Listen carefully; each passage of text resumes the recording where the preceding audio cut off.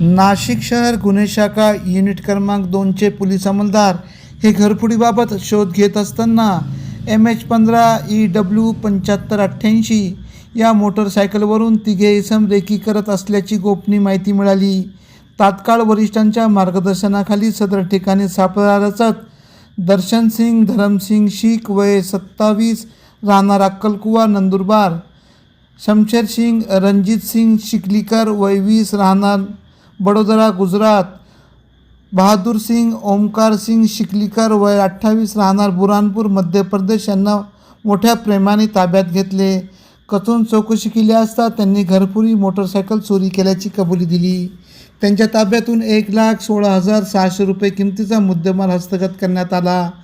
या तिघांनी मसरूळ, पंचवटी, उपनगर, मुंबई नाका पोलीस ठाणे अंतर्गत परिसरात घरफोडी व मोटरसायकल चोरी केल्याची कबुली दिली।